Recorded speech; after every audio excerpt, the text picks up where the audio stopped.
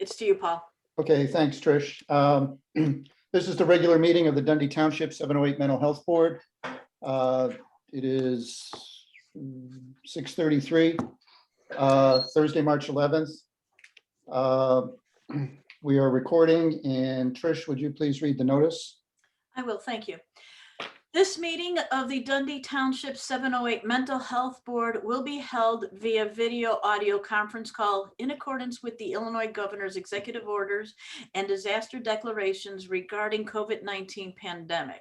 The general public had the opportunity to receive access to this meeting by making a request to either the township clerk or supervisor or going directly to the township website, www.dundeetownship.org, in the event box, which presented the dial-in information.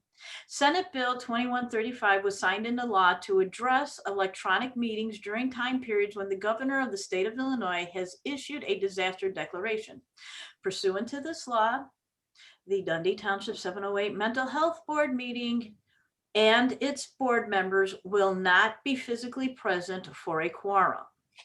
Pursuant to this new law, Dundee Township Supervisor Patricia Trish Glees has determined that an in-person meeting at the township building with participants is not practical nor prudent because of the disaster declaration related to COVID-19 and public health concerns affecting the township. This meeting is being video recorded and will be made available to the public via the Dundee Township website as provided by law, with all votes being held by roll call. Thank you. Trish, I have one, just, I'm a lawyer, so I gotta nitpick something. Technically, the head of the body of the public body has to make that determination. While you're the head of the township, Paul is the head of the 708 board. So Paul, just on the record, you have to make the determination that an in-person meeting is not practical or prudent due to the pending disaster declaration. Okay, thanks.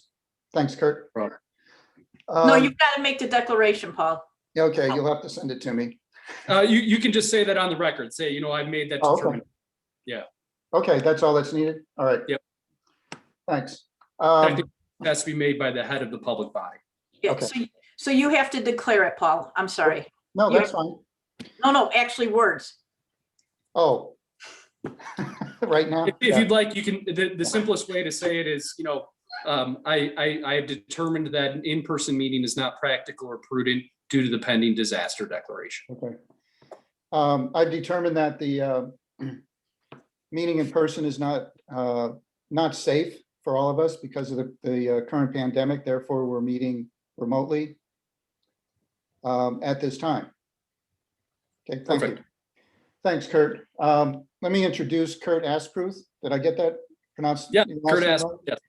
Sorry, I didn't Kurt, before I started chiming in already. Yeah. Yeah, no, that's okay. It's one of the reasons I asked you to be here. Kurt is with Ansel Glick, who we approved at the last meeting to serve as legal counsel for the 708 board. And I asked him to join us this evening, and we'll probably see more of him in the coming meetings, primarily because not only is his advice welcome, but we'll be discussing the services solicitation documents that were part of your packet tonight. And I wanted Kurt to be in on that discussion, to weigh in on any legal aspects or things that we need to consider regarding those documents. So welcome, Kurt. Thanks for arranging your schedule to be in the meeting tonight. Appreciate it. Thanks for having me. Look forward to working with everybody. Okay, great. Thank you. Yeah. And with that, Maria, would you please call the roll? Okay, no problem. Trustee Don Arimura. Present. Trustee Maria Borrero. Present. Supervisor Glees. Present. We're on mute, Trish. Present. I'm sorry. I didn't mean, I moved my papers. Sorry. Trustee Alec Neuschaefer. Present. Trustee Cindy Oldin. Present. Trustee Paul Setze. Present. Trustee Wendy Witt. Okay. We have 6 present, 1 absent. Great. So we have a quorum. We can proceed with the meeting. So next item on the agenda is approve or amend the agenda as presented. Can I have a motion, please? I motion. Thank you, Trish. Second. Thank you, Don. Any discussion? Hearing none. Maria, will you please call the roll? Trustee Don Arimura, Aye. Trustee Maria Borrero, aye. Supervisor Glees, Aye. Trustee Alec Neuschaefer, Aye. Trustee Cindy Oldin, Aye. Trustee Paul Setze, Aye. and then Trustee Wendy Witt is absent. Can I just exclude her from the roll call, or do I need to say her name every time? You can exclude her going forward unless she joins. Okay, we have 6 ayes, 1 absent. Okay, thank you. Next item on the agenda is a motion to dispense with the reading of the minutes for the February 11th, 2021, 708 Mental Health Board regular meeting and amend or approve as presented. Can I have a motion, please? So move. Thank you, Don. Second, anybody? Me. Thanks, Alec. Any discussion or changes to the minutes of the last meeting? Okay, hearing none. Maria, would you please take the roll? Trustee Donna Arimura, Aye. Trustee Maria Borrero, aye. Supervisor Glees, Aye. Trustee Alec Neuschaefer. Aye. Sorry, I didn't hear you, Alec. Oh, sorry. Lost my voice. Aye. Trustee Cindy Oldin, Aye. Trustee Paul Setze. Aye. Okay, we have 6 ayes, or 6 yes, 1 absent. Okay, great. Thank you, Maria. So the minutes of the February 11th meeting are accepted. Trish, I'll send you a non-draft version of those minutes for you to post. Thank you. I don't see anybody from the public. Trish, do you concur with that? I concur. There is nobody from the public. Okay, thank you, since you're the driver here. Okay, old business. Update on ACMI. Just one quick update. I sent an email to Jody Dart, I think earlier this week, or maybe even possibly over the weekend, I forget exactly, asking her about training for witness slips and advocacy with the state legislature.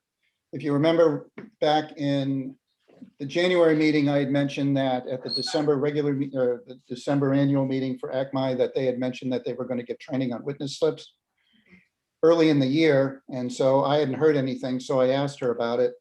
And she said that they were working on developing the training and hope to have some announcement soon, but the training would probably take place in April.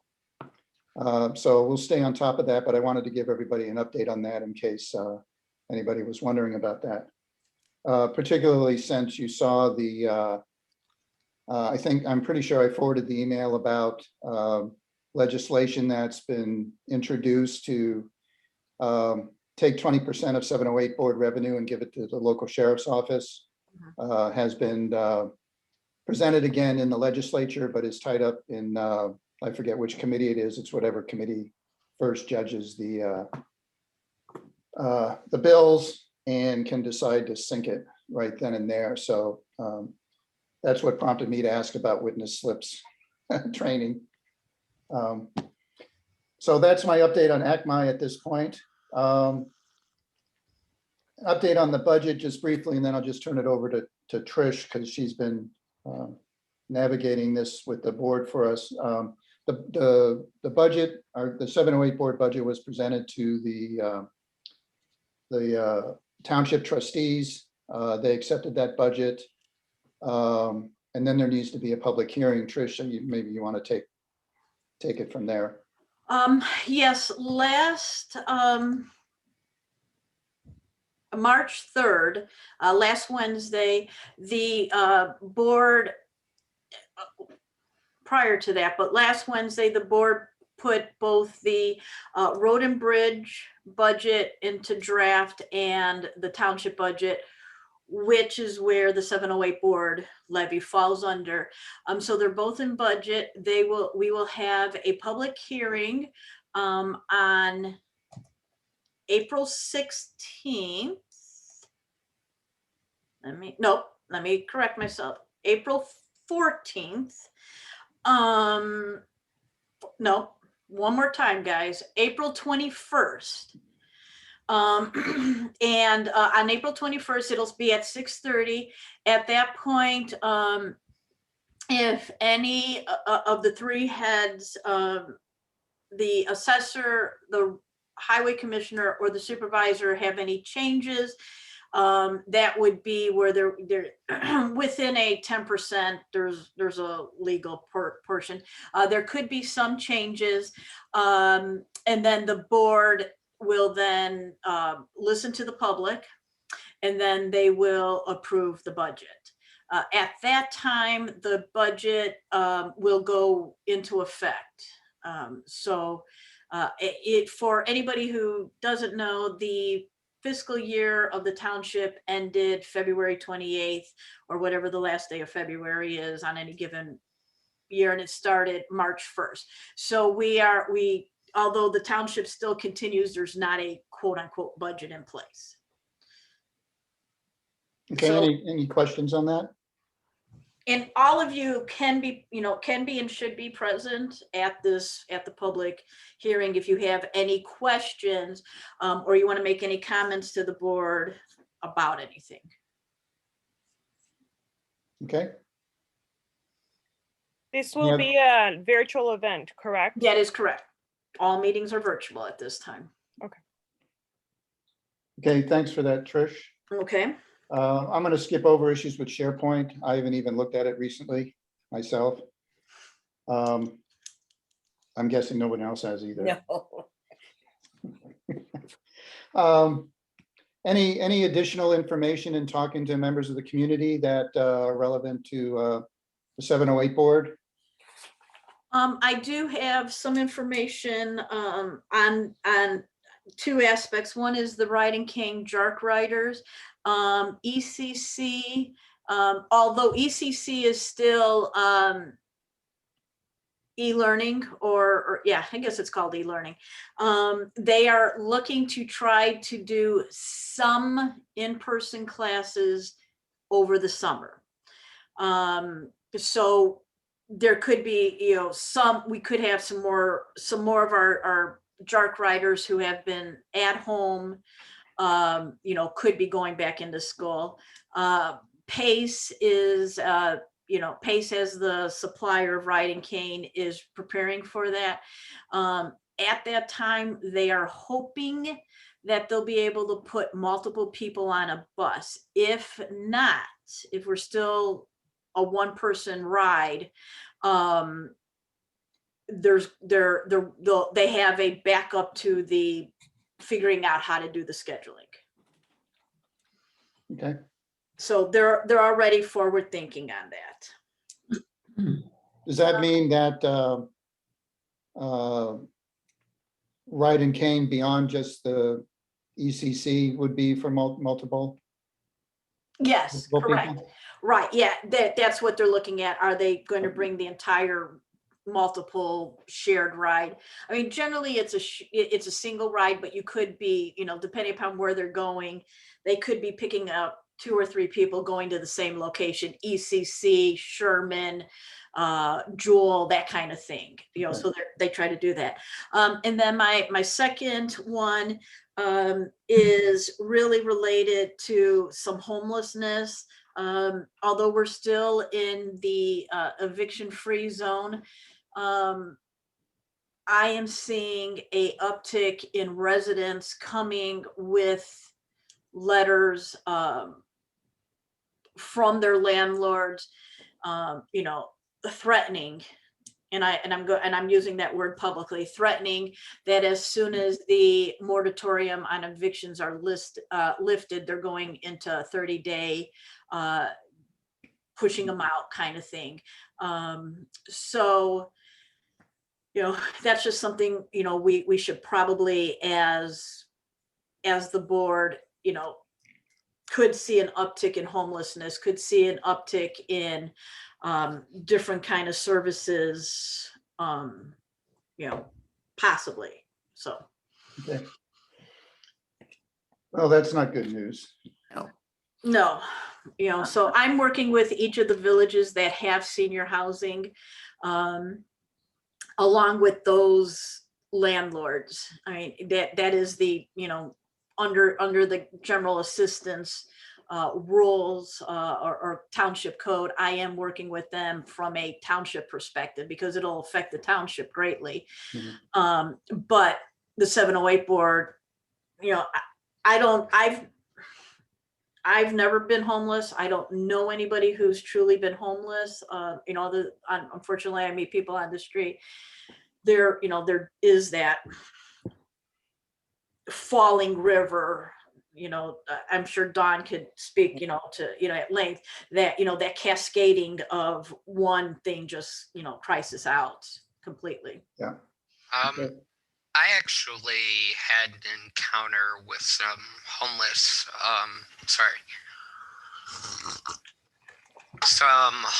kids around my age a few weeks ago. It was very telling, actually. They were living in a van when I met them. Very nice. Obviously, it was very packed, and they were set up, and they were telling me this story where they were set up in a hotel by a quote-unquote friend and basically extorted into either moving drugs or being homeless. Yeah. So. Okay. Yeah, this is something that some of the police chiefs I talked to mentioned about, the hidden homeless where they're, basically extorted or abused or, otherwise taken advantage of. It's a problem. It's a definite problem. Oh Yeah, yeah. I've noticed too, an uptick in panhandling up in this part of the county, which is, normally I see it in Elgin around where the homeless camp is and things like that. But I've seen it at the Randall I-90 exchange. I've seen it up on North Randall Road up in north of County Line Road in Algonquin, actually along Randall Road too. Yes. Yeah. So with the weather getting warmer, we might even see more of that as well, especially after this huge cold snap that we just went through. And if I can just interject, if you do see anybody, the township does have special provisions of meals called MREs. They're military meals that I and most of the staff keep in their cars, so that when we do come across homeless people or families, we give them, we get them, food that doesn't require, they have heating elements, it doesn't require water or heat, it's all in one packages. So if you do come across somebody, one, point them towards the township, or two, pick up the phone and call me, and we'll, tell me where they are, and if I can find them without harassment, we will get them food. Okay. I do know the homeless person at the corner of 290 and Randall. His name is Dan. He comes all the way out from the city Oh, wow. because the bus station is right there. Right. He Right. rides the bus out, and this is a rich corner.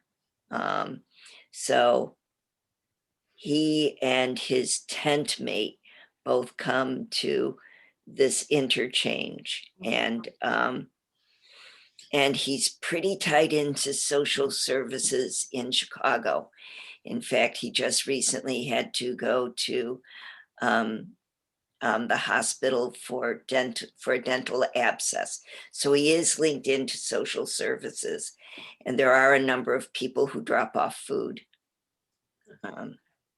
Good. And he How do you, recognizes me.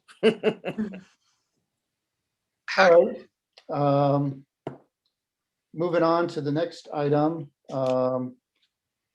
Without objection, I'd like to table the developing the 3-year plan. Our focus has been on, getting solicitation documents out and things like that. So if everybody's okay, I'd just like to move on. Yes. Okay. Okay, on to new business. I had a quick question slash comment. Oh, I'm sorry, Maria. But Sure. no, it's okay. I don't know if this will be in that item or in the new business item. So I'm gonna say it, and you guys can let me know. We can push it on a little bit later.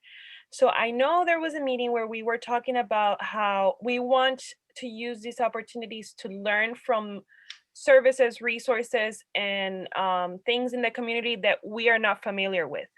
So I was gonna ask Trish and you, Paul. I am not familiar with hoarding, and I'm working with seniors in Elgin Police, and we have seen an increased number of hoarding situations. So I just wanted to know, Trish, is there like a contact person, or I heard there is a Kane County hoarding task.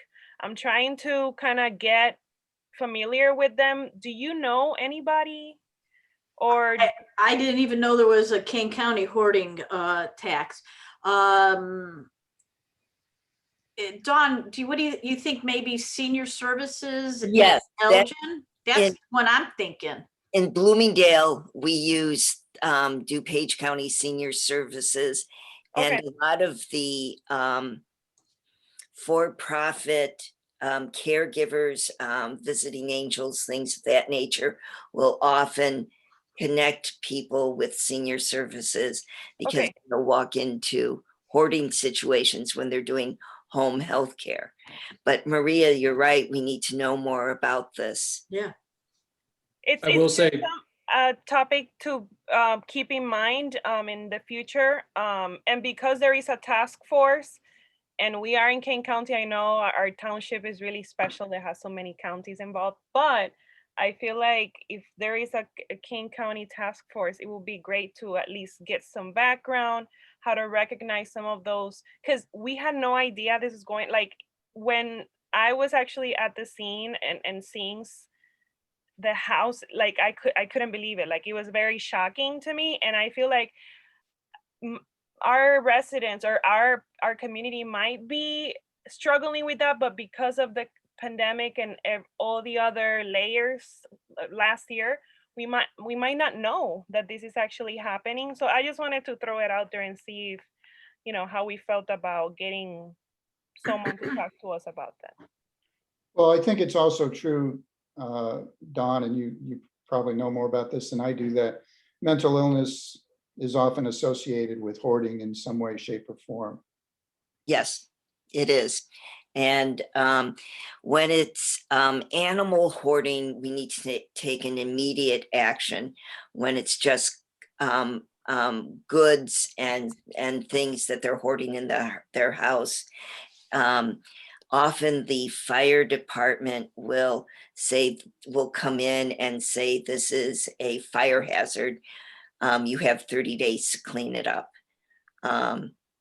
And I looked up the task force. This is really cool. I didn't know they existed either. And if I raise my hand and offer to be on it, my husband will cry. We often go 4 nights without seeing each other. It's like, but this is fascinating. Oh God. Okay, Well, thanks for bringing that to our attention. I just Kurt, did actually- you have something to say? Yeah, I represent a lot of municipalities in Kane County and all the suburban, other counties there. And we've had a lot of hoarding issues. Comes up, unfortunately too regularly. In Kane County, it's been a little while, but we had a rash of them a few years back. And we referred a lot of those residents to Senior Services Associates. That was the organization that we generally would refer residents to try and get help before we would start taking any enforcement actions, just as a potential avenue to look at for hoarding issues. Thank Okay. you. We Trish- worked with them, so. Oh, yeah. Yeah, they were great. But yeah, because it's a mental health, because I know they also have adult protective services and they have other resources that they try to partner in when there's a situation like that, especially with adults or seniors who are alone. They don't have Yes. any other family members. So it's like, Yeah. what else can we do? But yeah, thank you for that. Do we have a database in Kane County?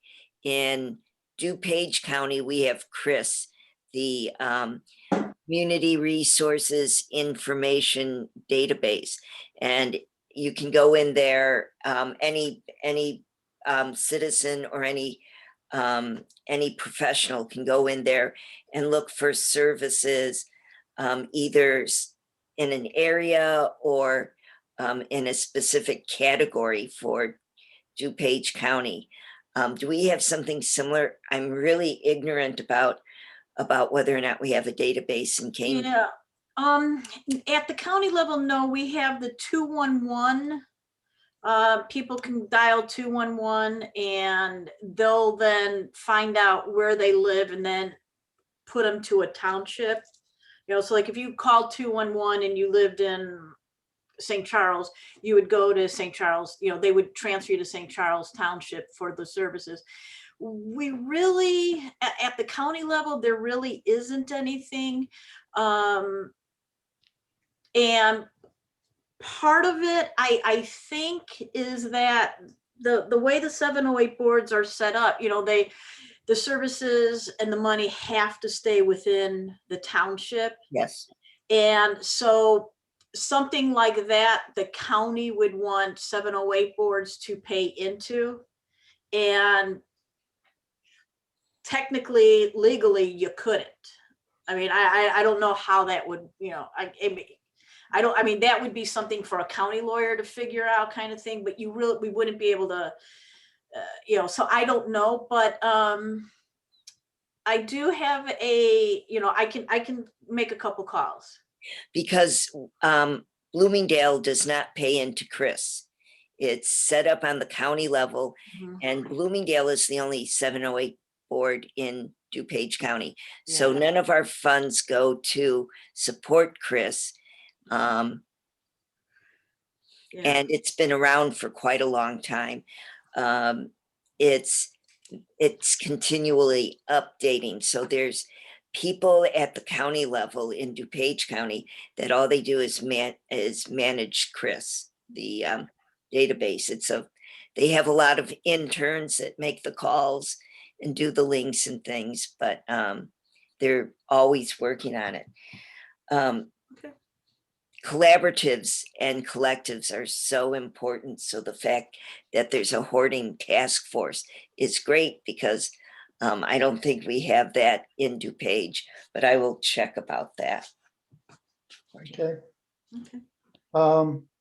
Yeah, maybe, maybe we can take a harder look at the county level stuff and, maybe start to advocate with some of the other 708 boards in the county to get the county to do something that will help people, which seems to be low on their agendas most of the time. Yes, yeah. Okay, enough said there. Okay, I'd like to move on to new business. In your packet, there was a proclamation on Gambling Awareness Month. If you remember, we had Mr. Delaney and the folks from ABC talk about gambling and Gambling Awareness Month this month. and they have provided some information for us. There are two items in new business on this. The first one is approving the Dundee Township proclamation on Gambling Awareness Month. Do I have a motion? So move. I Thank you, will Don. second it. Trish, thank you. Any discussion? Yes. So I did not want to, I mean, and it's a proclamation. I did not want to make changes to what was originally given to me, since this proclamation was given to many villages and townships. There's a couple things, if we were to take the proclamation and the declaration, there's a couple things that need to change, in my opinion. The first one is the second paragraph where it goes, whereas we would strike out the Dundee Township Board of Trustees and just leave Dundee Township 708 Board. And then it would go down to the the ninth paragraph where it says, now therefore be it resolved. Once again, it would be a strikeout of Dundee Township Board of Trustees, and then not Elgin Township, but Dundee Township. Okay, Those were the two. Like I said, I did not want to strike those prior to you guys seeing it. So that's all I have. Okay, that's fine. Any other discussion? Okay, so I need a motion to change the proclamation by deleting Dundee Township Board of Trustees, paragraph 2 and paragraph 9, and changing Elgin to Dundee in paragraph 9. Do I have a motion for that? I will do a first motion. second. Don, thank you. Any discussion on that? Any further discussion? Okay, Maria, would you please call the roll for amending or changing the resolution as stated earlier? Yes. Trustee Don Arimura, Aye. Trustee Maria Borrero, aye. Supervisor Glees, Aye. Trustee Alec Neuschaefer, Aye. Trustee Cindy Oldin, Aye. Trustee Paul Setze. Aye. We have 6 yes, 1 absent.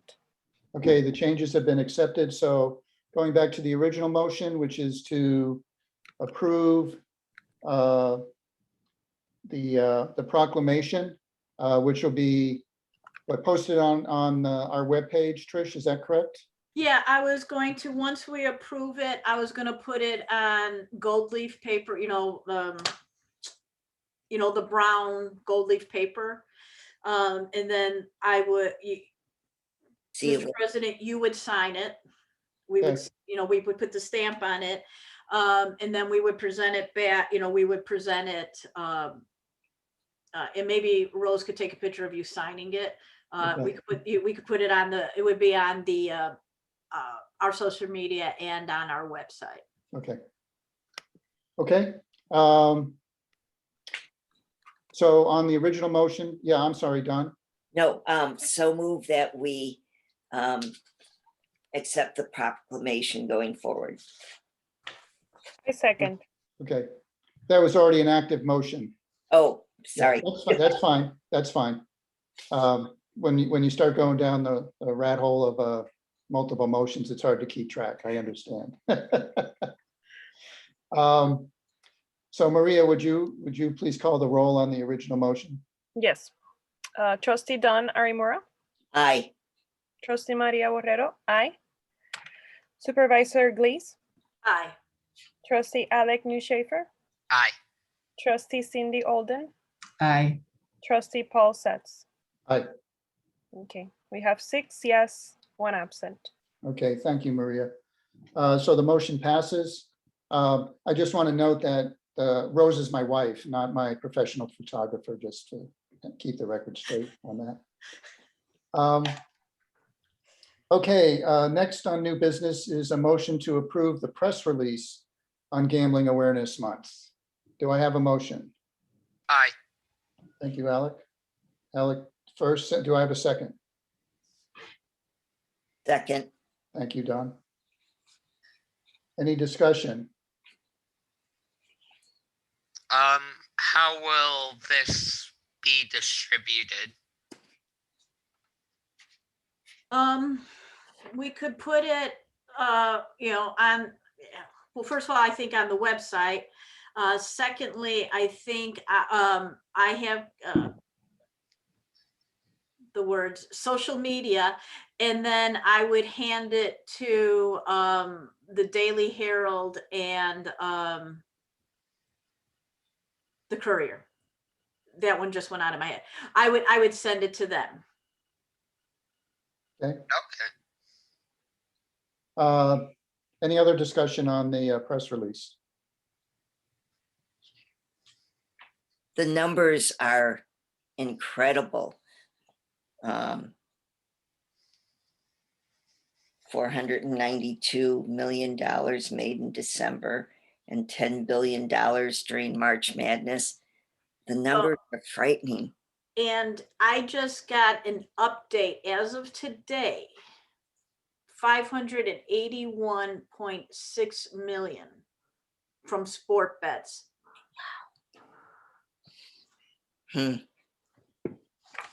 Okay. Hearing no other discussion, Maria, would you like to call the roll? You're on mute, Maria.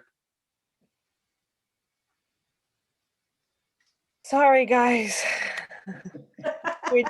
switching windows. Okay. Trustee Don Arimura. Aye. Trustee Maria Borrero. Aye. Supervisor Glees. Aye. Trustee Alec Neuschaefer. Aye.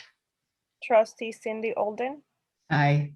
Trustee Paul Setze. Aye. Okay, we have 6 yes, 1 absent. Okay, great, thank you. Okay, the next item on the agenda are the two other documents in your packet. The list of service categories and the Dundee Township Mental Health Board requirements and guidelines for funding. Before we dive into this, we're not going to vote on these tonight. That's not the plan, unless we decide somewhere along the line to do that. But just some background here. First of all, I would like to thank Dawn immensely for connecting me up with, now his name just went out of my, Mike Murray. Mike Murray in Bloomingdale Township. Mike is not a member of the 708 Mental Health Board, but I understand that he has done a lot of work with them, is very passionate about helping people. And he shared some documents with me, of which the two documents in front of you are based. I did some editing on them. I eliminated some things that I felt weren't appropriate so for example, in the Bloomingdale document that I had, they were asking for services for young or school-age children, for drug counseling, for drug drug awareness and all that type of stuff, as well as I forget what the other topic was. In any case, I had a call with the Deputy Superintendent of District 300 to sort of bring her up to speed on where we were at with the 708 board. This person is in charge of all the services, oversees all the services provided to students, outside of the academic piece. And they provide some of those services that were in the document that I was given. So we need to be careful about providing services that overlap with services that are already provided by taxpayers in another government entity. So I for example, eliminated those. I cleaned up some of the language. Some of it was a little on the verbose side. I sort of trimmed it down so that it would stay focused on what we're trying to get across. And I also added the section on education and outreach. So that was totally original based on the discussions that we've had in past meetings as well. I had a discussion when Wendy let me know that she wasn't attending the meeting this evening. I gave her a call and we had a brief discussion about these documents because I was interested in her feedback on this. But I don't want to take, I'm certainly not going to take credit for drafting these documents. I think they're a combination of what was done in Bloomingdale, as well as all the great input all of you have provided over the past number of months. So my thinking on all of this at the moment is as follows. I would like to get your comments on these documents. Any questions, things that might be missing, things that we shouldn't have in there. Any questions you have about why is this in there? Another thing, can you just hold on, Alec? Oh, sorry. I Okay. thought you meant questions. No, we'll get there. I just want to finish sort of giving some background on this. So from a timeline perspective, what I would like to do is get as much feedback as possible. If after the meeting, if you have some additional feedback, you can just send it to me. But what I would like to do is get a fairly final document completed in the next week or so that I can hand it off to Kurt and have, his folks, go through it and make sure that there's nothing that, is out of bounds in terms of what we want to do, in terms of what the statute requires, in terms of what other statutes may require. And that was one of the reasons I asked him to be here tonight, because I might be unable to answer questions that you might have around this. So the idea here is that we would take a vote on these documents in April, which would then allow us to release, I've also asked all of you for suggestions on service providers that we should send these things to. Because one of the things that has been made clear to me is that it's one thing to just announce that you're requesting proposals, but some active outreach to these agencies would benefit us, essentially. In normal times, you go there, you meet with people, you talk to them, you get a feel for them. I'm not doing that at this point. My wife and I just limit all of our contact. But I'm willing to work the phones. I'm willing to talk to people. We've already, had a number of different people come and present to us, talk to us about what they do. So we have some of those. And other people I talk to, I've been, slowly collecting a list of potential service providers.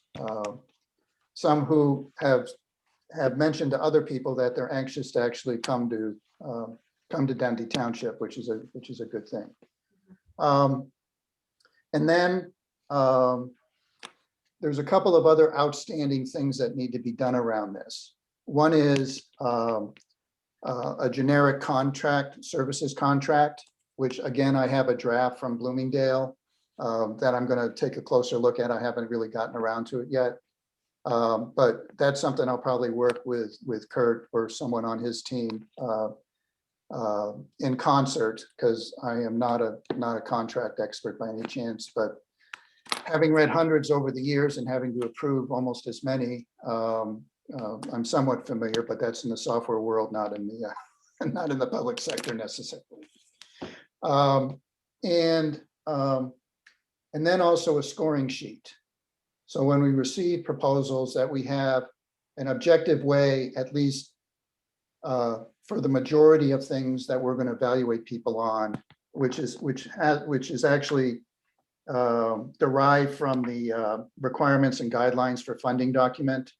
So if you've read that document, you'll know that there's a lot of requirements in there that they have to meet, like show that they've been show that they've been an entity for at least a year, show proof of insurance, show the certifications, et cetera, et cetera, et cetera. So some of those are black and white. Some of them probably will be on a scale, but that way it allows us to at least objectively evaluate part of the proposals. And then there's sort of the subjective part about, how they describe the services and what types of commitments they might want to make.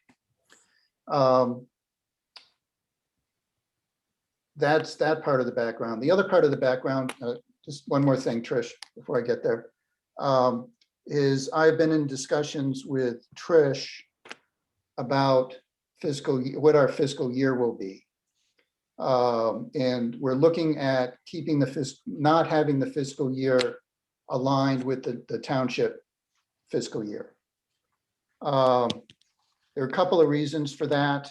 One is that, as Trish can attest to with the township, there's a gap between the end of the fiscal year and when money actually shows up in the bank account. That requires a fair amount of juggling. Having sat through 2 budget cycles with the township right now, I'm sort of aghast at that. And I actually asked Trish why she doesn't just change the fiscal year to make it align better. And she tells me that the legislation for townships doesn't permit that they have to stay with the fiscal year that they have. But we are not, after talking or after exchanging emails with Kurt, my understanding is that we can choose an alternative fiscal year. However, our budget cycle has to stay the same, which means that we're supposed to prepare a budget in December, which we will do this year, and that it gets approved in time for the start of the township fiscal year, but our fiscal year would actually start a little bit later. So we're looking at a June 1 or a July 1 start date for the fiscal year, because the money starts coming in from the county in June. And that just makes it easier to sort of handle the cash flow. It also better aligns with, I'm assuming it will better align with agency fiscal years as well, whether they're on a fiscal, a calendar fiscal year or some other type of fiscal year. And there's another piece of that downstream, which I'm working on with Trish and Bob at the township office. To do that, we may have to purchase some software to handle the accounting side of things. So we're working on that. So I'm just giving you a warning that these are all going to come up probably in the April meeting. And so that's my background. So what I would like to do is just open this up for discussion and questions. And first I would like to start with is the list of service categories, because that's a really critical piece here, right? Are these the types of services that we want to ask service providers? If that's okay with everybody. Okay, not hearing any objections to that. I'll open it up for discussion. Who would like to go first? I would. Okay. If that's okay. Yeah, absolutely, Alec. Okay, so today I was actually looking into nicotine and its effects on the receptors. Mm-hmm. And apparently it completely messes with,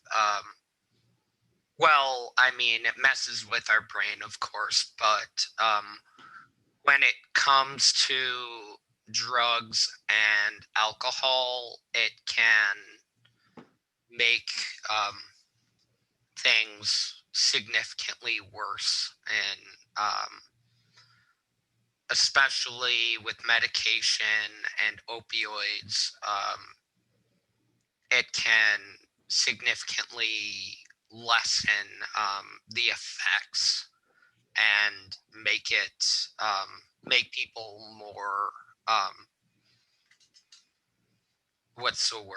susceptible to those types of addictions. And I wasn't aware to that extent. So I think the smoking cessation category is very important. And I was curious as to how hypothetically we would go about doing so. Well, Alex, it's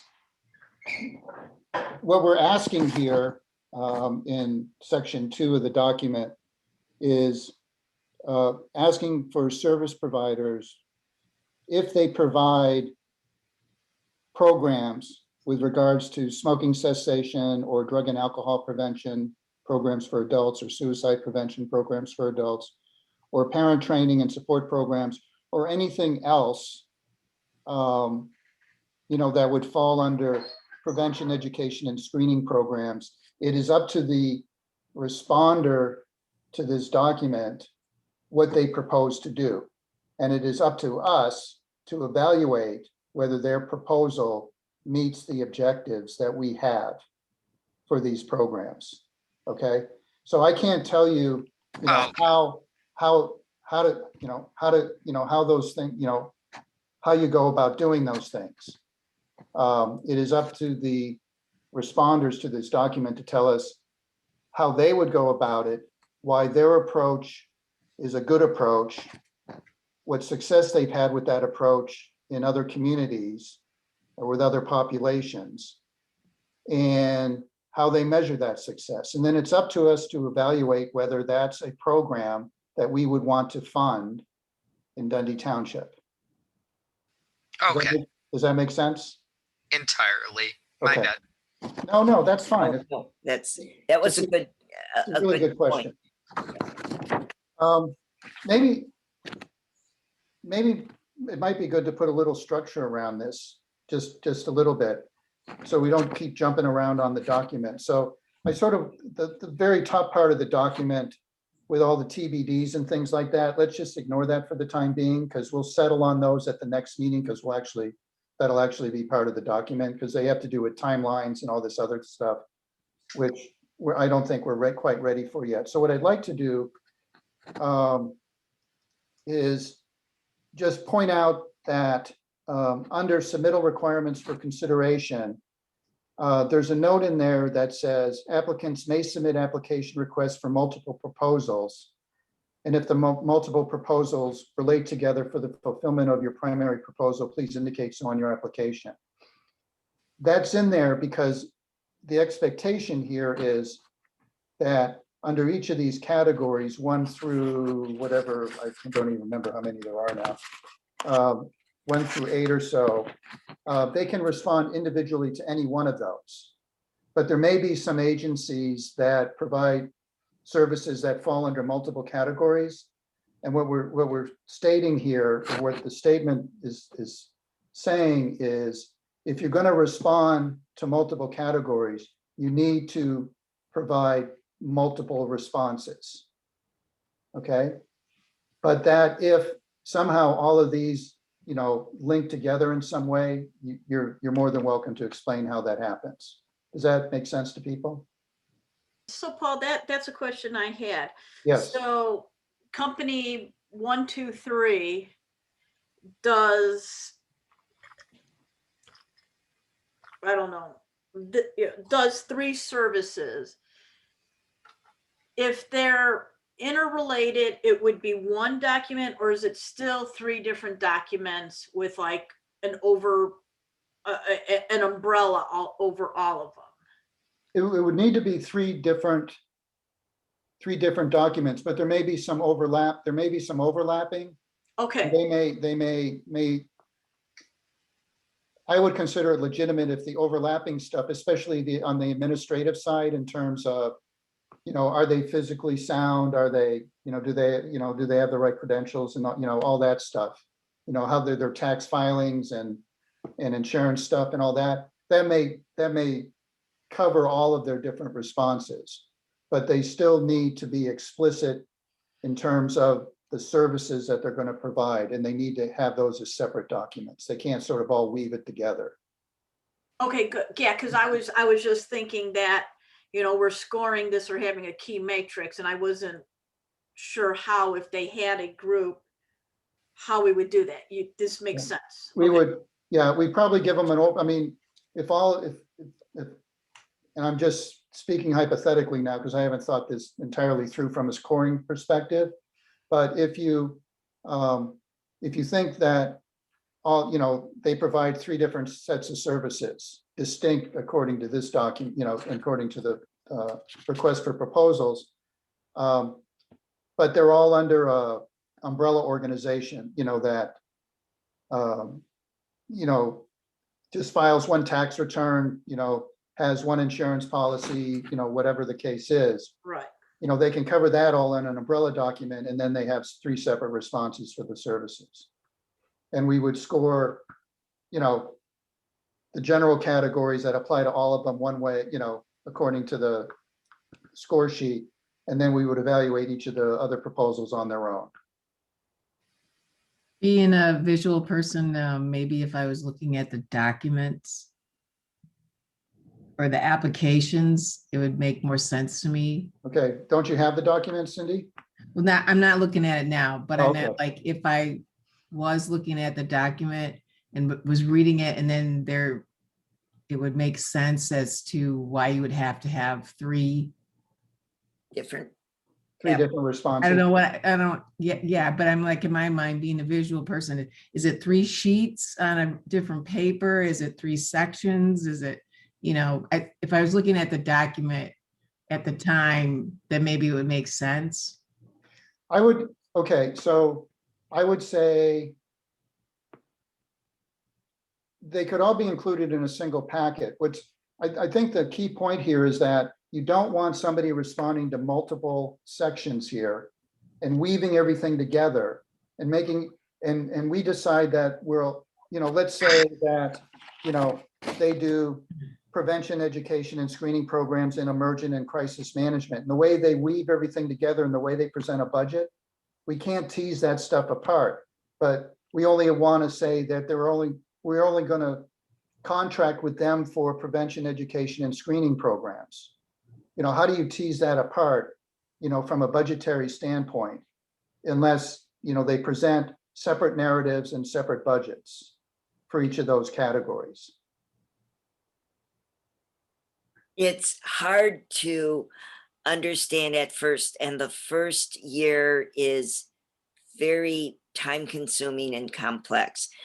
We're on our 3rd year in Bloomingdale Township, and for instance, the YWCA is doing a collaborative program with the March of Dimes for screening of infants, and providing a space, and then crisis work through the YWCA through a social worker. So it's a collaborative effort, and the monies are spelled out where they go. Part of it goes to the March of Dimes, part of it goes to the YWCA. And we're still trying to figure this out on how that's going to work as far as bookkeeping. So for instance, I applied for 2 grants under the 708 board. One of them was for an extra therapist for the youth services. The second part of the grant was for a consultant who is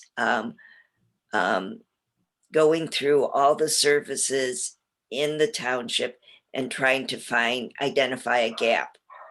And both of those one of them was for programming, one was for crisis and treatment.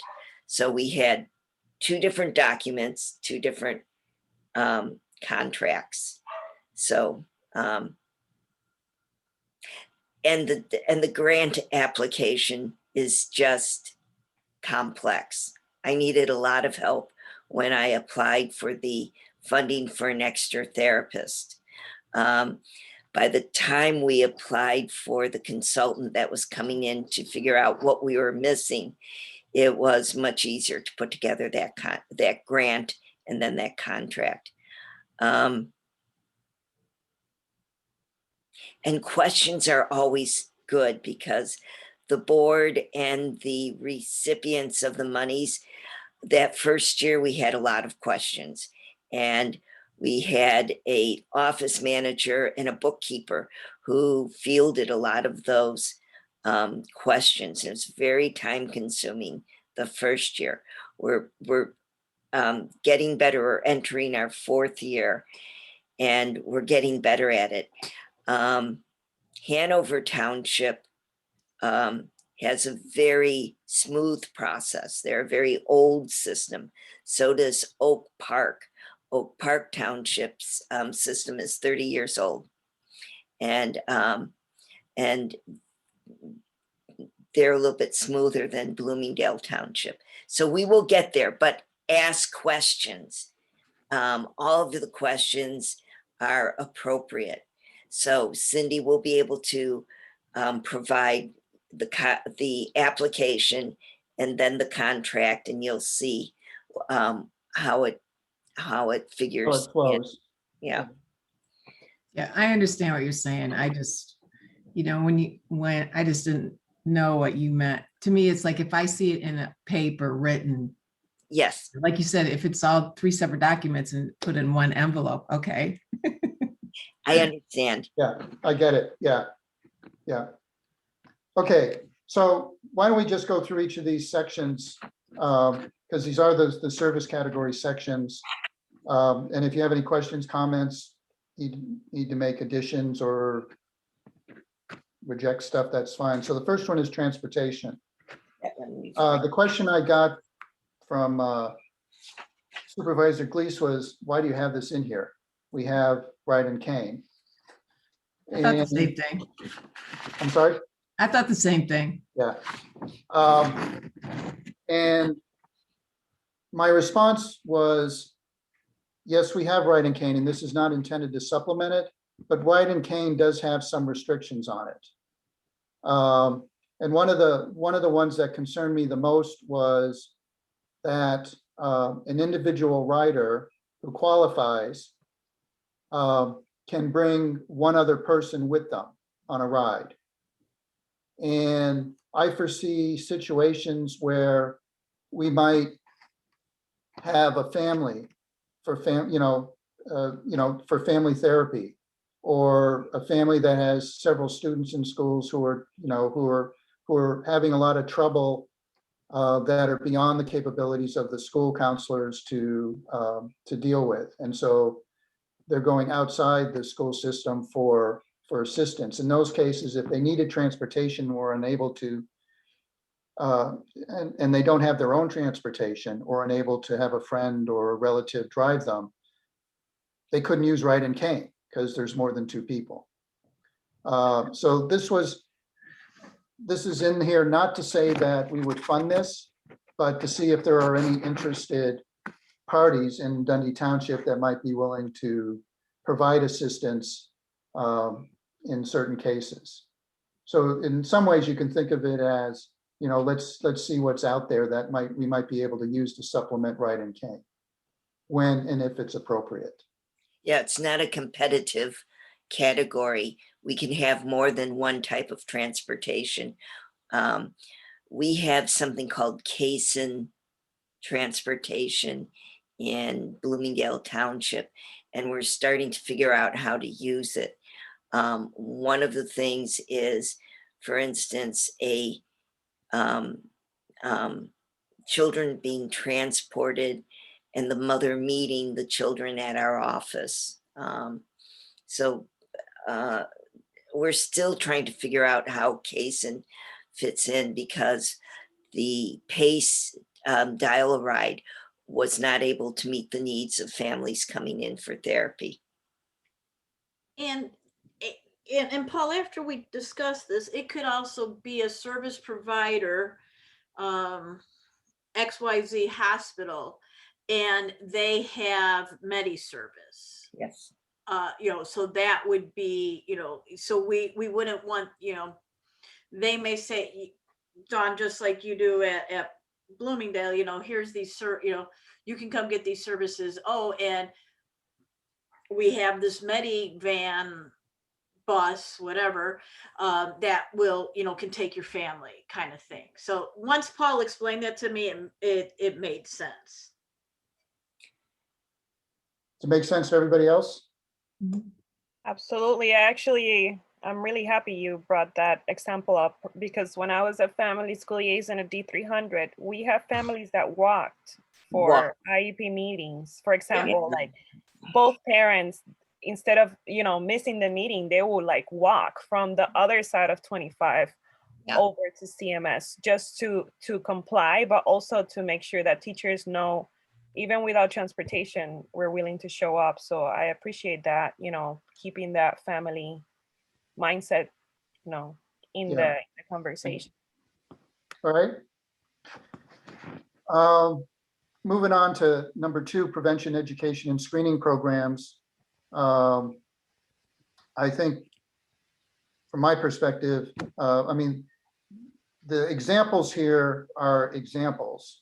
They're not limiting examples. So if there are services, other types of services that aren't listed here that fall into prevention, education, and screening programs, service providers are more than happy to submit proposals for those. But these are just, to provide some guidance and, with examples. Besides Alec's comment about smoking cessation programs, are there any other comments about section 2 here? No, that looked good to me. Okay. Okay, then moving on to emergent and crisis management. Again, looking for an organization that provides 24-hour telephone and on-site immediate response to mental health emergencies. I know actually from talking to the police chiefs in the area that they would appreciate something like this. But I think it's pretty self-evident. Again, the examples are examples, not limiting examples. Any comments with regards to section 3? This is a big area for Bloomingdale Township, and we've done really well in support. We've put 8 extra therapists just in Bloomingdale Township. 3.5 of those are in the police departments. That being said, the police departments need to apply for the grant or the contract and to either hire a police social worker or contract with a police social worker. And they can contact the chief of police of Roselle, Bloomingdale, and Glendale Heights they can almost copy their grant proposals. 2 of the social workers are from Northwest DuPage Family Services. 1.5 of the social workers were through DuPage County Health Department. And I am very impressed with the 2 police social workers, or the 1.5 from DuPage County. I am not as thrilled with the Northwest Family Services. They have so much of a turnover.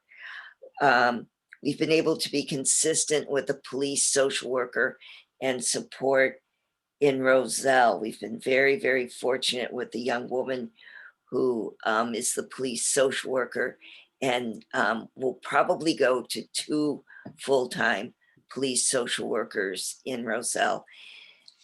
Anytime there's any contact, she or her colleague follow up with the police contact within 48 hours. So any family that has a police contact will get a follow-up call or visit from the social worker, which has really caused a decrease in the domestic violence and juvenile delinquency in Roselle, and which is all enclosed by Bloomingdale Township. So this is a very important area, and I'm hoping we get the police departments to apply for grants. We need, Mike Murray was a salesman. He went out to each of the police departments and said, here's the document. fill it out. If you need help, he'll help them. And that first year, he got probably 8 of the 10 groups that applied for the contracts. He helped them through the process. So Paul, my recommendation is in the category 3, can you make sure the police departments, if they need to know who to contact in Roselle, Bloomingdale, or Glendale Heights, I can do that. Okay, sure. Any other comments on section 3? Okay, section 4, family support. Again, structure's the same, describes, what services we're looking for and gives some examples there. Any comments on this? Do we have any daycare programs for seniors in the township? We just have the one at Bethlehem Lutheran that does the Alzheimer's. Cherished places. Yes, thank you, cherished places. That's with the associated with the church, right, Cindy? Yes, yes. Yeah. And they do have, which is an interesting thing, they do have their own bus transportation. Wow. So this would fall back into that transportation thing. That was the tie-in that Paul and I I wrapped my head around. Okay. Well, that's good. I'm glad we have some services. Maybe we can encourage them to expand. And that's for seniors, correct? Right, that is for seniors with Alzheimer's or I guess Memory care. Yeah. memory care. Dementia or Alzheimer's. Yeah. Okay. Now, I'm not sure how it works. Do you have to be a member of the church in order to? No. No, but it's a paid service. So Oh, okay. family members, adult children, whatever, pay for the service, Somebody could have somebody who takes care of them and they want to take a week's vacation. They could go to cherished places just for a week. Or they could arrange it that someone goes there just on Thursday so their caretaker can have a day off. They can have anywhere from 20 people to 40 people. It's not always the same, like members that participate. Yeah, I went there. I visited there once, and it seemed like they were very accommodating and caring. So I was kind of impressed. So. Cindy, it seems I'm not aware of any other drop-in programs within the township itself for any other types of individuals. Not that I know of. Yeah. I know there's NISRA up in Crystal Lake, but that's outside the township. AID, which is in Elgin, which is outside the township. So I know of nothing else. Maria, was there anything else with the D300, the advantage, for the kids who hadn't turned 22 yet? Do you remember any? I don't remember any drop-in programs for them. No. Okay. Not that I remember, no. Okay, then moving on to section 5, treatment, habilitation, and rehabilitation services. Again, the structure is the same as the prior sections. Any comments on this section?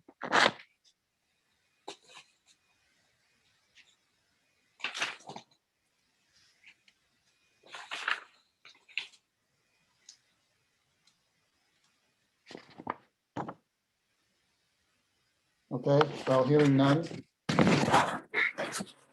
Moving on to section 6, life skills and vocational training. I personally love this section. It's perfect. Do we have any examples of something resembling that here? Mhm. We have a lot of our either physically or mentally disabled working at many of our grocery stores. They teach them a skill set. They, they get paid just like a regular employee. Most of them do transportation. They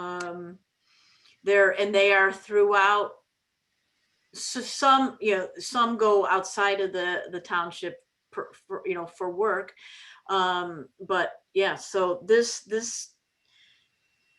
is a good thing. AID, which is, we met them, associates for Association of Individuals with Disabilities. They partner, and the D300 Advantage program teaches the skill sets. So, so it's a perfect pairing that once they leave school at that age 22 and the bus stops coming for them, if we got a service provider in the township, they would just take right over. It would be like that. It would, maybe be, I would hope no more than a month's turnaround. But if we had a good service provider and our metrics were good, it could probably be, a week. Yeah, very seamless. Yeah, right. Good. Thank you, Don. Perfect word, seamless. We have that same problem of transition from the Lake Park High School program into adult services. And I really like the job and work coaching and assistant to the developmentally disabled, so they can continue to get that support in their work setting. So the work coaching or the job coaching. Is there any prevention from, say, discriminatory acts? I do know that for when it comes to hiring specifically. Sorry. Yeah. Well, isn't there like a statement for employers that hire, that are able to hire out, anybody with any abilities? It's usually, is it equal opportunity employer? Yeah, and So I guess Mhm. that's correct. I guess maybe, I don't know if this directly addresses the question, but if any contract we're going to give to any vendor, we would have requirements in that contract that they comply with all applicable employment laws, including all applicable equal employment obligations, especially under Illinois law. Those are much more or are expanded compared to federal law. So we would mandate that as part of any contract with a provider. Excellent. That's great. Thank you. It's just easier to do when businesses have nice cash flow. They have the time and the money when things are tight. Then disabled people just might be low on the totem pole to be hired. Yeah. It takes special Sometimes it's special more time and energy. Yeah, the inclusion part is something you have to have a mindset for, and to make sure there's no bullying, which there can be from staff toward the special needs.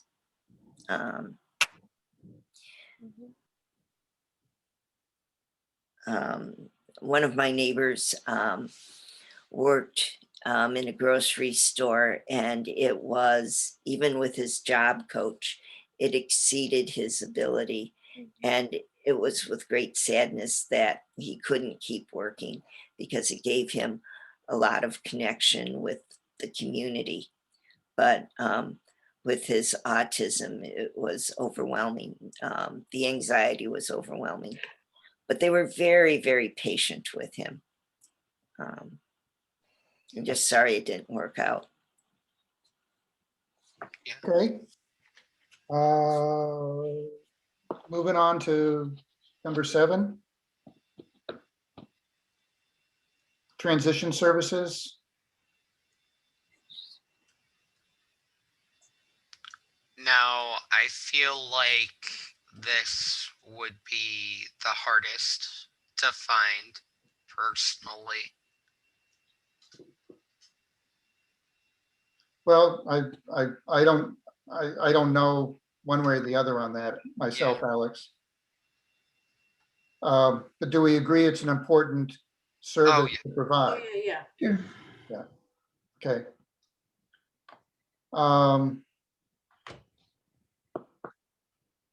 And that transition from adolescent services to adult services is, you want to do it quickly and smoothly.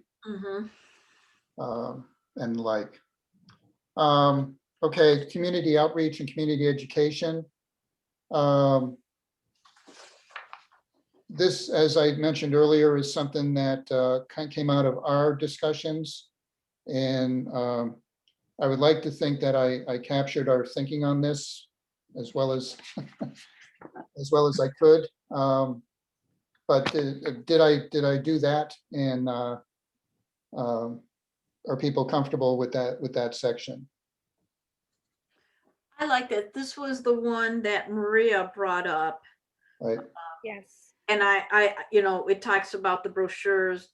I like it. I think brochures would be encompassing to me, would be either like newsletters or Yes, I flyers, was just gonna say that. right? Wouldn't that? I was gonna suggest, Paul, now that I'm working with the police department, I do 2 e-newsletters. We can do it bi-weekly or weekly, but I think that electronic newsletters are very convenient. More and more seniors with and just community members in general with these virtual learning environments that we've had in the past year have been able to adapt pretty well. I mean, obviously there's going to be technological barriers everywhere, but having an email and getting a weekly message or getting bi-weekly information about events in the area. For example, I was able to partner up with senior services in the city of Elgin. I was able to obtain their contact list with their part-time liaison, and it's like over 1,000 seniors that receive tips, for weather conditions, winter weather conditions. I even send out like the flyer that I sent about scamming prevention tips, like all of that information. And it's so awesome when they reply, they're like, oh my gosh, I was just thinking about that right now. Thank you for sharing. And then that creates a network. So they will share that with their neighbors, their family members, their friends. So if we can somehow incorporate the electronic newsletter in there, that will be a convenient and actually very inexpensive. We don't have to print, paper and things like that. Like it's just sent electronically to, if we're able to create an email blast or an email contact list. I did that with our Spanish speaking initiative. I'm doing it's like a brand new initiative, and I slowly been getting emails from the Spanish community. So I mean, I try to translate some of that content into Spanish so that everybody receives the same kind of resources and events in the community. So it would be good to keep that in mind too. But social media works great too as well, because I've seen some of the actually I saw a video for the food pantry. I think you were in there. Yeah. Oh, that was great. Yeah. So things like that people can share, people can, Okay, I'll add that as an example in there. Yeah. I mean, the other thing here too is right now it's only the 7 of us. And, you know, having someone provide this service and paying them for it, I think under our direction, I think would move it along a lot quicker too. Because, I mean, as we learned from Trish, Trish is the PR person for the township. Yeah. And I'm fairly certain that none of us have the time. I know I don't have the skill set to do something like that. Yeah, if somebody developed it, it would be extremely simple for anybody in the office to implement it. Yeah. you know. I also think that, you know, brochures are important too, I think, you know, like, Yeah. you know, at the police station, at the library. Yeah. You know, in the school system, you know, at the churches, I mean, any of those locations and many others as well. I think is also a good way to get the word out too. I agree. And I know for us outreach people, it has been a tough year in the past, but once some of those guidelines continue to improve, you know, and we're able to be out there in the community, I'm sure like events like, I don't know, give me an example, maybe the 4th of July parade or St. Patrick's Day, for example, if we're able to pass those things around to like all of those outreach opportunities are where people are there already, like that's a great opportunity. Might as well use it to make sure they are informed of what's happening. Alec, what is the thing, and it's geared to school, you know, grade school, high school, it's right before school, what's that called? That it's an event and the police get involved, the library, the town, what is, anybody, tell me. Orientation. National Night Out. National Night Out. National That would Night be a Out, yeah. Perfect, it would be a perfect thing for that. To distribute all of the information to all of the different police departments to hand out. Call Maria. If anything goes wrong, call Maria. And that's basically what they do in Roselle. They have a card that goes out with every police pup called the police officers can hand it to the person you're going to be contacted by. And they have a name and a number and an email address. So I love that. I do too. That has, because there's Founders Day, there's all the different community events that we missed this year. Yeah. Okay. In the last section, titled Special Projects, is really an invitation for people who might have, you know, a different approach, something we haven't thought of that might benefit the residents of Dundee Township. So, you know, encouraging people with new ideas or new approaches to apply.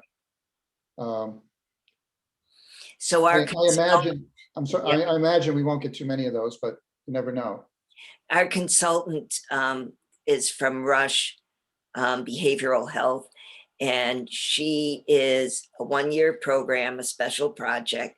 She's forming a database and a collaborative of all of the grant recipients in Bloomingdale Township. And she's pulled in people who are not grant recipients, so they know what grant projects are available to them. So all of the elementary schools now know about the special ed collectives and collaborations.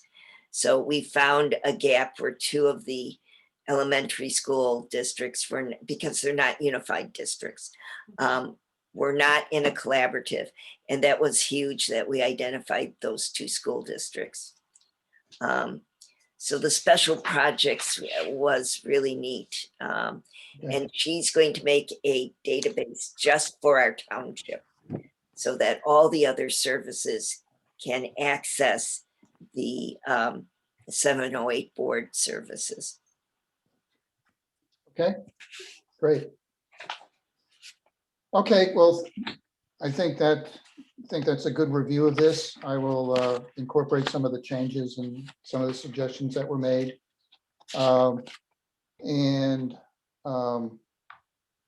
we'll distribute a new copy certainly before the next meeting. Thank you for doing all the writing and reading and collating and editing. Thank you. Well, That was a lot. You're welcome. I learned a lot doing it. I'm still learning. Yeah. And I've only been at the township for 36 years. Yeah, okay. So moving on to the other document, the Mental Health Board requirements and guidelines for funding. The first document, of course, is really the substance of what we're looking for, right? What services are you proposing to provide, and the like. So this other document really gets into the nitty gritty of, what they, some of the things they really need to respond to, other than, I provide counseling services for family, I charge X number of dollars per session, whatever the case is. So this is a lot of detail in here. And I already know one thing that's missing, because Kurt's already mentioned it about, committing to, equal opportunity and things like that. So, and I'm sure there are others he found as well, which he and I can talk about. But the idea here is really, as I was working through this document, again, this is based on an early version for Bloomingdale Township. I realized that the first part of the document was primarily like, this is how we're going to do business in the future.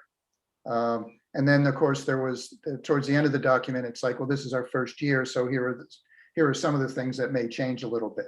Basically, I think was how the document went. I'm sort of comfortable with that. I'm not sure that it reads quite as smoothly as I'd like at this point. But there are a couple of key things in here that I don't think we need to go through every single line in here in the interest of time right now. But I think, the mission statement here is highlighted in red, because that's verbatim from Bloomingdale Township. And I did not feel that I should just come up with something and put it in there. And if you want me to do that, I can certainly do that, and we can take a closer look at it the next time around, and or we can, trade emails. I can come up with a draft statement, and then we can edit it via email along the way over the next couple of weeks. I'm open to any of those ideas, but I did want to point out that we haven't agreed on what our mission statement is at this point. I think we have a general understanding of what we're trying to accomplish. So I guess I'm volunteering to write a mission statement based on everything we've been talking about for the last, 7-8 months now, and circulate it and get comments back from people and revise it and incorporate it into this document. Is that, unless somebody else wants to take a stab at it, don't. Is everybody fine with that approach on the mission statement? Yes, thank you. Okay. So section 3 is eligibility requirements. So there's a long list here, and this is greatly expanded from the Bloomingdale document, Don, which I thought theirs was rather too brief and missing a lot of things. This is primarily about accountability and ensuring that they're physically responsible. We're asking for tax filings to ensure that they're financially solvent, and that they actually, submit tax documents. Their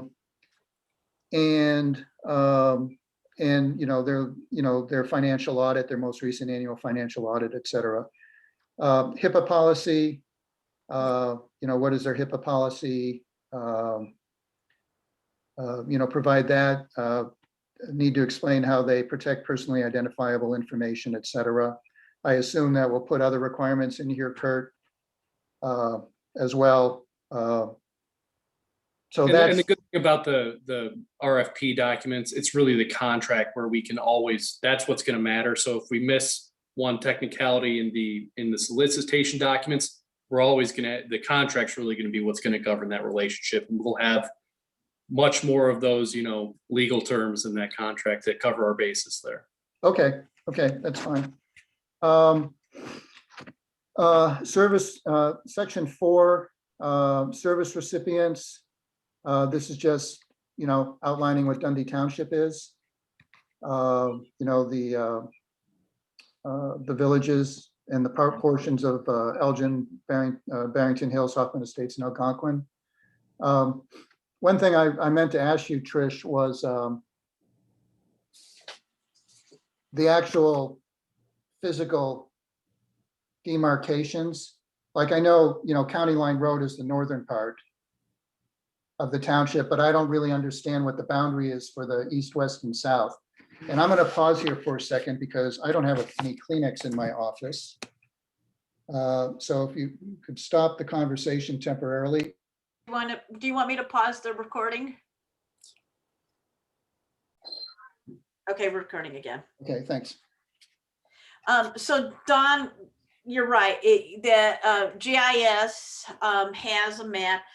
The demarcation for the north is extreme. You're right. It's County Line Road. East, south, and west are kind of wiggly lines. I have an actual map that we can use, but what would end up, just like what the township does for, let's say, EA, GA, cemetery services, we use the GIS map, we enter the person's address, and then we say, yes, you're in the township. No, you're not in the township. And to the west, so to the east. So what you're really saying is, it's really not important to have in the document. This description's fine because. Yeah, I can give you I can give you the map and we can input the map, but I mean, it's not going to matter at this. Okay, that's fine. I'm fine with that. I just thought I'd ask. That was a good way of saying that. I thought it'd be really clear, County Line Road, something else, something else, something else, but. Right, so County Line Road, Cook County, those are your two big ones. The two other ones, not so much. Okay. The funding priorities, just link them to, we'll include the one-year plan in the package that goes to people who want to apply. So they'll have the one-year plan in the future. They'll have the 1 and 3 year plans. Funding practices and methods. So this section, a lot of detail in here. I think the important part is really section 7, which describes the different types of contracts that we would enter in. So there'd be a standard grant contract where we would, essentially agree on an annual amount, and we provide those funds on a monthly or quarterly payment schedule, whatever, was agreed to in the contract. But at the same time, there would also have to be true ups, to ensure that, they were delivering the services they were getting paid for. If they're getting funds and not delivering services, then those funds have to come back to us essentially. That's a summary of that. Purchase a service contract is they provide a service, they bill us. Yeah. And I think that's pretty straightforward. It talks in here a little bit about, where, using established rates, for example, Medicaid Community Mental Health Services Program, et cetera. And payments will follow whatever's in the how the payments are done will be worked out in a contract, et cetera. Then purchase a position contracts is if someone wants to hire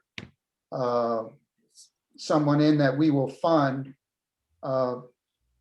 typically on a full-time basis, but there's verbiage in here that talks about if you're doing it half-time and, you know, what are the requirements around that and how you have to document it and et cetera.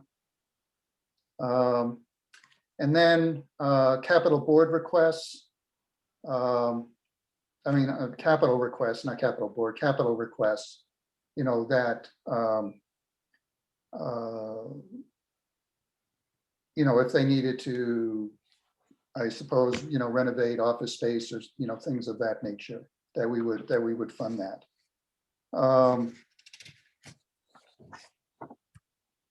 And then, you know, at our discretion, down to 7.5, you know, intergovernment agreements, you know, we can enter in intergovernmental agreements with other units of governments for delivery of services as well.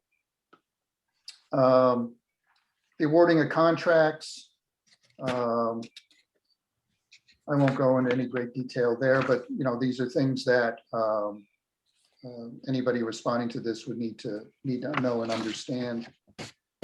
And then there is the 8.3, the petitioning, the mental health board. This is really in here so that outside the normal, you know, the normal process cycle, I guess I would say the annual cycle of soliciting proposals and stuff, that someone could come and say, well, I've got this service.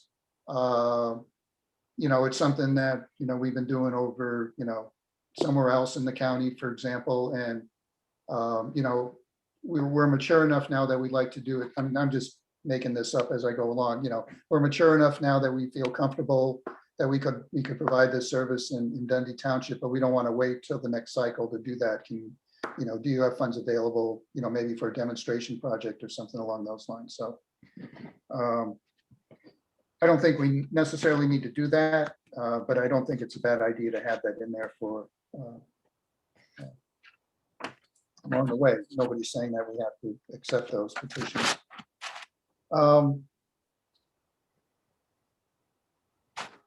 And then it talks about, you know, unsolicited funding, you know, how we would handle that and stuff. That's more process stuff.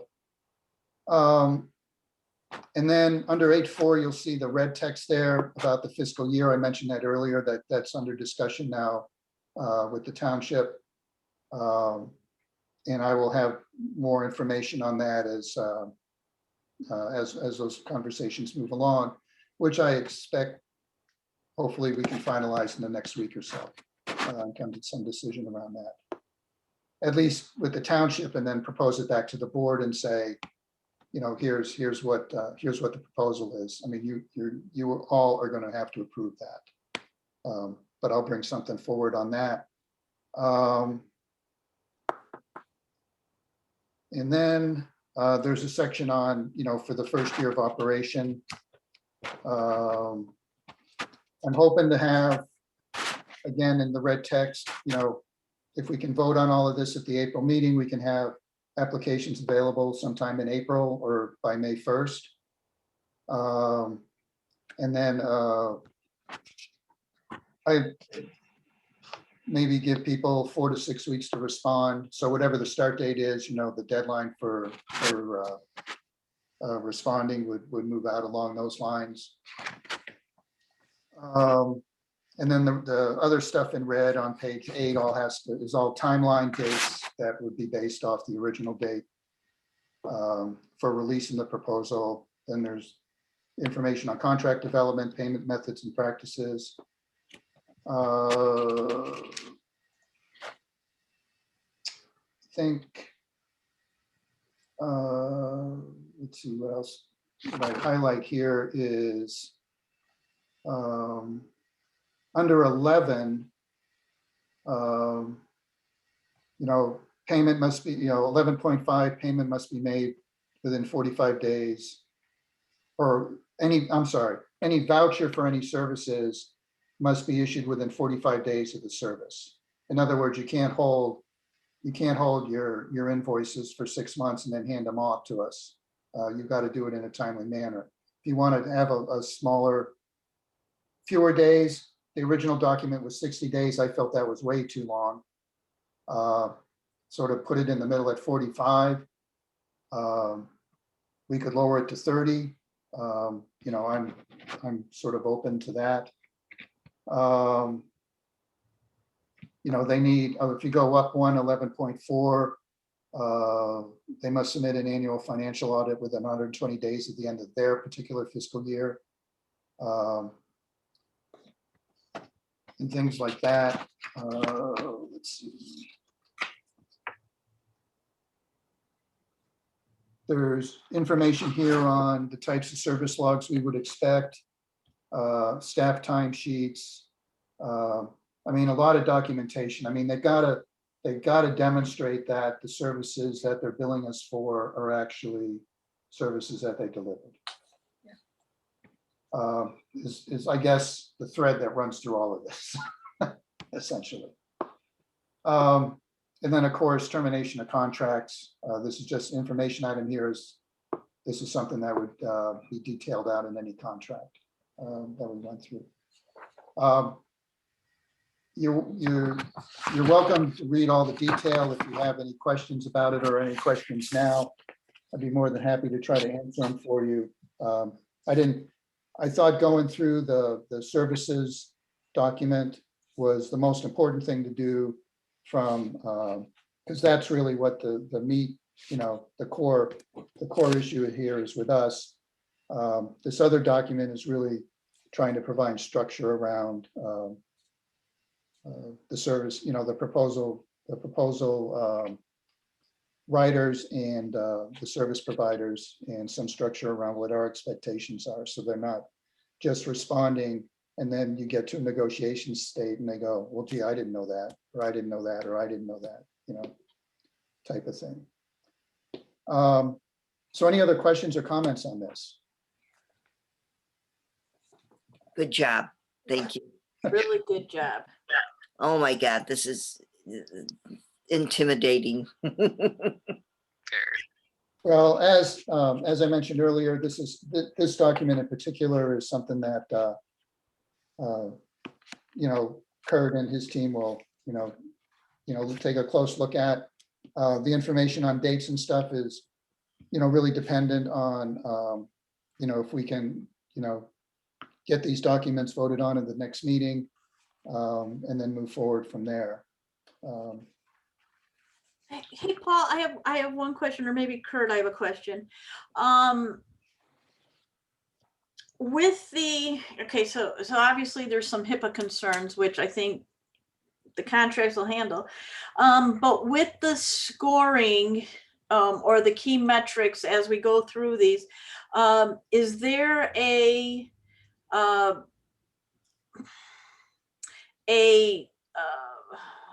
requirement or a storage requirement? Like, how do we have to get the township clerk, you know, hand the stuff to the township clerk for document retention? Because obviously we don't have a clerk here to do our document. I mean, we have a secretary, but, you know, to do like the document retention so that if there was a FOIA down the road, we could go back to, is that how that would work? Is we'd get the clerk involved? That's probably the easiest way to do it, is to have the way that the township maintains records, you know, have that also run through the 708 board as well. That Okay. said, 708 board again is technically a distinct body, even though it's a subsidiary of the township, is still a subsidiary body. So if we wanted to, you know, structure our own retention, you know, system, we can. We're still gonna, I mean, the township and the 708 board have to comply with, you know, the Illinois Records Retention Act, which is going to govern our, you know, that's basically what we have to comply with. We don't have any real leeway on that. So, yeah, that's something we'll have to start looking at. You know, we're certainly going to have some files, you know, for some of the paper records we'll have to retain. Obviously, we can try and have everything as be, you know, as electronic as possible, but the most sensible thing, you know, or easiest way would be to have it run through the township as well. But again, up to the board. Okay. I think that's what we do. And in fact, I'll double check that with Karen and Ray tomorrow, because we're going through a township shred. I mean, we got approved for township shred. So I'll ask them about the 708 stuff too. Okay, that'd be great. Thanks, Don. Okay, any other comments or discussion around the solicitation documents? Is everyone comfortable with the broad outline I presented in moving forward here? Yes, thank you. Okay, then I'll close out discussion on that. Our next item on the agenda is open discussion, but I venture to say we probably had a fair amount of that already this evening. Unless there's anything else, I don't want to cut people off, but unless there's anything else that people want to bring up. I have Thank you, one question. everybody. Sure, go ahead, Cindy. Dawn submitted an article, the collective impact. Yes, I did not finish reading it, but when I finish reading it, if I'm having troubles of thinking of examples for Dundee, can I talk to you about that, Dawn? absolutely. Okay. Absolutely. I'm still trying to wrap my mind around some of the stuff too. The Stanford paper, yeah. Thanks. Yeah. Cindy, feel free to call me. Call Yeah. me or email me anytime. I just, the whole time, as far as I got with it, I just kept trying to think of examples as how it might apply to Dundee. And and then we started talking about the hoarders, and that's what made me think of it again. And so let me finish reading it first, though. Absolutely. But for instance, just recently, the police social worker for Roselle called and wanted us to see a family, and the family doesn't have insurance or Medicare. And we see them for free. So she wanted to make sure that she can connect the family back to us. And we do a lot of those collaborations. I'm getting books for the kindergartners in District 10. We want to get a book to every kindergartner next fall on entry. So that's another collaboration I did with the teen pregnancy program. So there's a lot of creativity and collaboration with no money, actually, but it's neat. So absolutely. Okay, thanks. If you ever want to come to my Bloomingdale office, you're welcome to see my office and my whole storage area of paperwork. But yes, you're very welcome to come and see our offices and our agency and ask all the questions you want. I don't know most of the answers, but I will pick up the phone and ask Karen or Ray or somebody. Today I called the IT and said, I killed the printer. So, yes, please ask. Thank you. You're Okay, welcome. anything else? Well, I'm gonna give up on taking notes because today's meeting has been so much discussion, but I'm sure the video will be up and I'll be able to, Yeah. Okay, but I do want to know, did we decide on the mission statement? We said we were gonna take a look at it and send ideas via email, or? Yes. Okay, yeah. That's what we agreed to. okay. Yep. Thank you. Anything else? Okay, the next meeting is April 8th, Thursday, April 8th at 6:30. It'll be a Zoom meeting. And I will entertain a motion for adjournment. So move. Don, I second. Maria seconds. Would you please read the roll, Maria? Yes. Trustee Donna Arimura, Aye. Trustee Maria Borrero, aye. Supervisor Glees, Aye. Trustee Alec Neuschaefer, Aye. Trustee Cindy Oldin, Aye. Trustee Paul Setze. Aye. Okay, we have 6 yes, 1 absent. Okay, thank you, everybody. Nice to Thank meet you. everybody. Have a good evening. Thank Oh, you. Thank you, thank Kurt. Wait, President Setze, can I stop recording? Please stop the recording. Thank you.